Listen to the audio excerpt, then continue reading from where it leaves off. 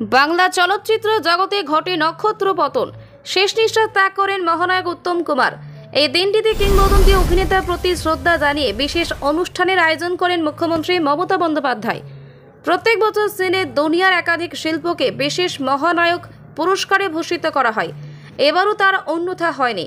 এবছর বিশেষ চলচ্চিত্র সম্মান পেয়েছেন অম্বরীশ ভট্টাচার্য, রুক্মিণী মৈত্র ও শুভাশিস মুখোপাধ্যায়। এছাড়া মহানায়ক সম্মানে সম্মানিত হলেন অভিনেত্রী ও তৃণমূল সাংসদ রচনা বন্দ্যোপাধ্যায় ও সঙ্গীত শিল্পী নচিকেতা চক্রবর্তী।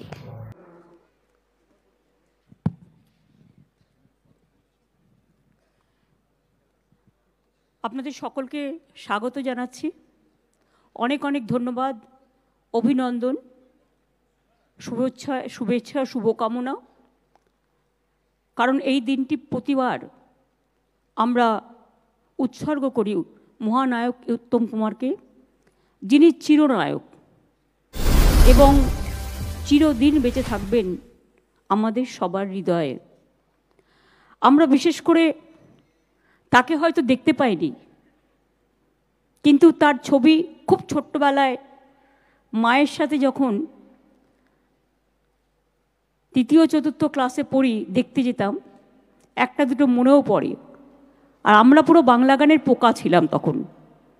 এত ভালো ভালো বাংলা গান তখন বেরিয়ে এসছে চলচ্চিত্রের মধ্যে দিয়ে। সেই ধারাটাকে আজও যখন আমরা বিভিন্ন অনুষ্ঠান করি, যে গানগুলো মহানায়কের গলায় শোনানো হয়েছিল এবং বিশিষ্ট শিল্পীরা সেই গানগুলো গেয়ে তাকে সম্মান জানায়, তখন মনে হয় বাংলার অস্তিত্ব বাংলা কিন্তু আজও ধরে রাখতে পেরেছে। উত্তম কুমারের সাথে বাংলার অস্তিত্ব রক্তের সম্পর্ক, বাংলার সংস্কৃতির সাথে রক্তের সম্পর্ক। নিজেদের আইডেন্টিটি কখনো নষ্ট করতে নেই। সবাইকে ভালোবেসেও নিজের জীবনের যে গভীর শিকড়, তার নিজের অস্তিত্ব, সেটাকে খুঁজে পেতে আমরা বারবার সন্ধান করি নতুনত্ব আরও কিছু করা যায় কিনা। আপনাদের সকলকে অনেক ধন্যবাদ আবার জানাই।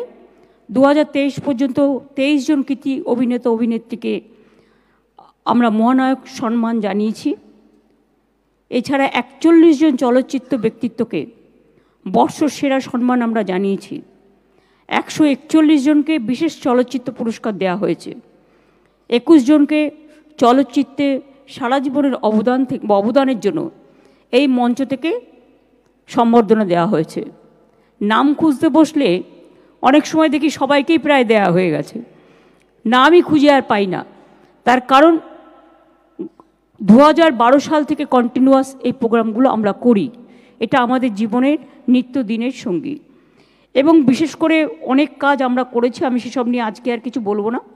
রচনা শুধু এখনও আসতে পারিনি, আমার মনে হয় ফ্লাইট ডিলেড আছে এবং আজকে যেহেতু পার্লামেন্টেও আছে, কাজে ওরা হয়তো আসতে একটু দেরি হবে।